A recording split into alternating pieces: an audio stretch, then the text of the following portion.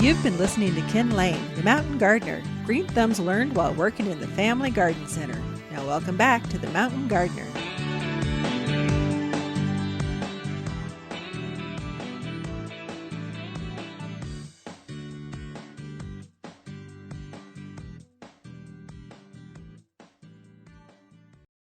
All right, so we are back with Lisa Waterslain in the studio, just kind of going through your garden questions. Just what are other gardeners asking about?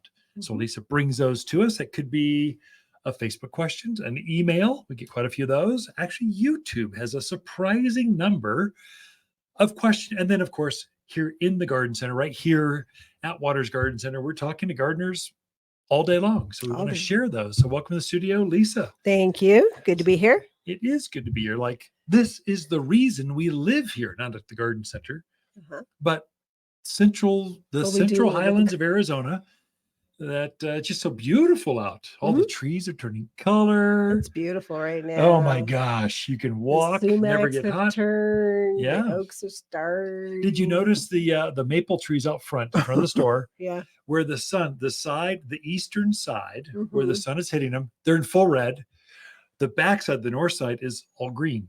Isn't that weird? So it is interesting. So the sun is doing something to help them turn. They're happy with that sun. They want to turn, but they want to turn where they're warm.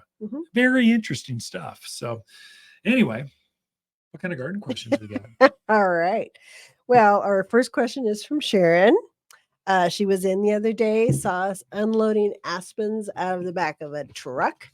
And she has a new home in Prescott Valley. She's asking, can I put an aspen in Prescott Valley? Her neighbors were discouraging her. She really wants one, loves the look. So what do you think? Sharon, you live in America. Get what you want. Don't listen to your neighbors. Oh my gosh, I don't even know what they're talking about.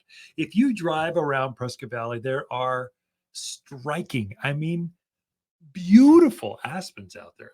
Beautiful white bark. They're starting to get that little tinge of gold to them.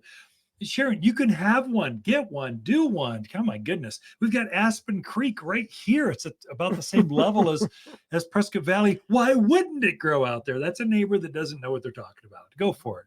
In fact, I've seen them, if you irrigate them, they'll go as low as Cordis Junction, Jerome, although that might be getting, as you drop down to that lower level, gets a little bit much. But for sure, you can go down to 4,000 foot level. No problem. We had them in Skull Valley. We grew up several of them.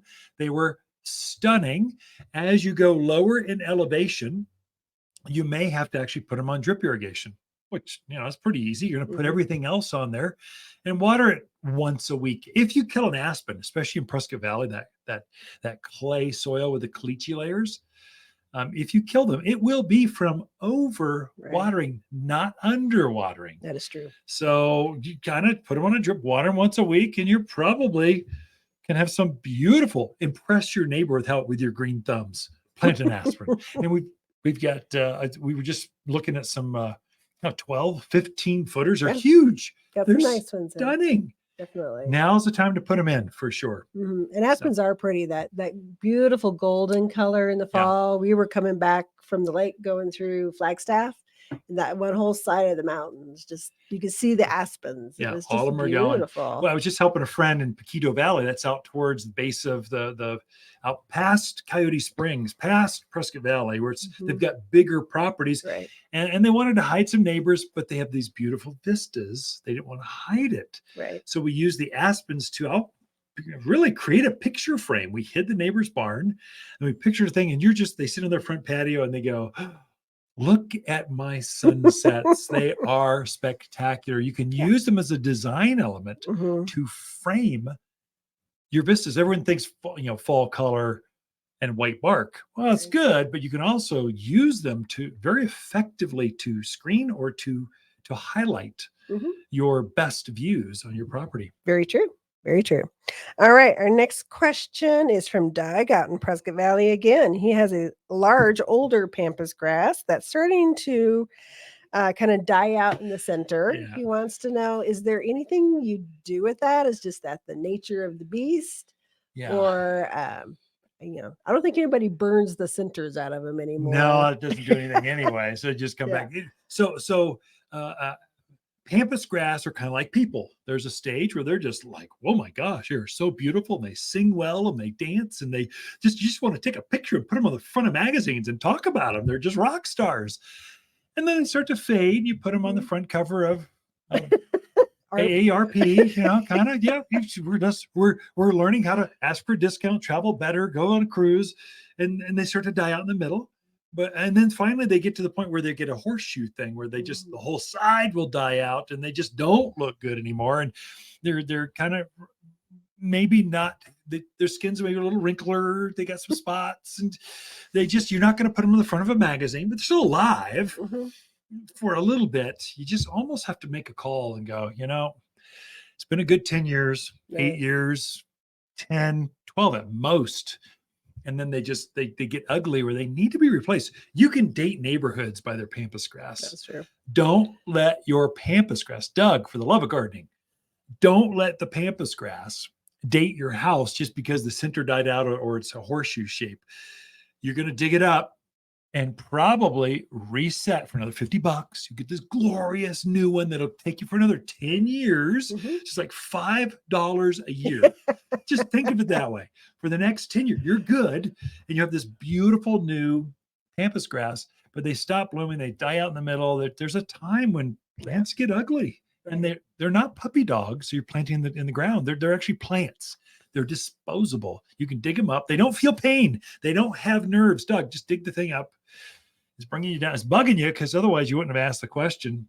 So I know it should have been done last year. Don't wait till next year to do it and ask the same question. Just get it. Now's a good time to plant pampas grass. Or maybe you go with a smaller grass. Yeah, get time to change it up. You can get a coral forester grass. It's a kind of hip high thing that blooms even longer. So, or maybe you change it to a flame maple, just a tall, kind of a similar sized maple, smaller leaf maple. It has kind of a Japanese maple look, but it takes full sun and wind like a pampas grass. Maybe it's time to change it up, but it's going to be some work. Yes, it is. To get that root out. Might take you all Tie winter. It to your bumper. Did we do that once? No, that was a rose tree. Oh, okay. but it's got like a palm tree, very, very fibrous root mass. Like a sponge. So you gotta dig it up, chip away at it, and eventually you'll get it and kill it off. So Doug, there's your answer. Not what you wanted to hear. There is no easy there is no recovery. But there is recovery. Yeah, plant new. Something new. Fresh new. Yeah. Right. Fresh new. All right. Our next question is from Alicia in Prescott. She says some of her ponderosas and Austrian pines on her property are having needles kind of brown out and drop. Okay. So she's concerned, is that a normal occurrence? Is it something she should be worried about? I would say just by what you're saying, not to worry. I think you're fine. So pine cones are another one. So ponderosas will drop their pine cones now. So they can be, watch your head, wear a hat or a helmet. Because they can drop, cleaning those things up. It's part of what happens is pine trees, they're lush and full in spring. And then they put that brand new growth on. 2 feet for an Austrian pine, maybe a little bit more for ponderosas. And so you get this big, full, fluffy, thick pine tree. And then it starts to shade the inside needles. And so they don't get the sun like they were doing. And then as it puts on this year's ring of wood, what happens is the bark actually gets a little thicker, and so closer to the trunk of that pine tree, it gets too thick for even a needle to get through it. So it's a natural process. A pine tree, you'll never see needles on the actual trunk because the bark and the wood has gotten so thick, and they do that to insulate themselves. So in case it gets droughty, gets fire, there's some reasons that it's doing that. But needles can't compete, so they just shed those, and so they'll put on new needles next spring, and the whole process will start over. So going back to what should you do for a pine tree? Right now, I'd do 2 things. 1, don't worry. 2, actually 3 things. Don't worry. 2, fertilize it so that you're setting the stage for next spring's flush new growth. So you get this beautiful new growth. Secondly, pine trees are prone to bark beetle. It's flathead borer, some things. Treat it right now with a tree and shrub drench. There's a liquid that you mix up in a watering can, pour it right at the base of the tree. The plant will absorb it as it's absorbing nutrients from your fertilizer. Do those two things, fertilize and tree and shrub drench. You will have a happy, healthy, worry-free pine tree for, well, the next year at least. So don't worry, basically, you're fine. Right. But that's a gardener, catching what's going on in nature. Definitely. That's it for this segment. Ken and Lisa Lain, the Mountain Gardeners. We'll be right back after this. Feed your plants now for bigger, brighter, better fruit in spring. Water's 644 fruit tree food is safely organic with added calcium for sweeter fruit quality. Far safer for your pets and birds than those chemical fertilizers the box store sells. And it's kinder on the environment, too. Simply sprinkle on the soil and water it in. Bigger, brighter, and better fruits in spring.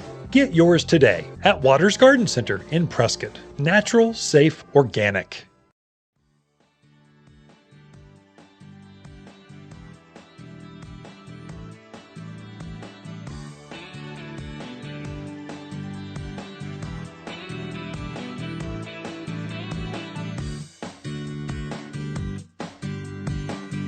You're listening to Ken Lain, aka the Mountain Gardener. Ken can be found throughout the week in Prescott at Waters Garden Center. Listen each week as he answers timely garden questions unique to mountain gardens.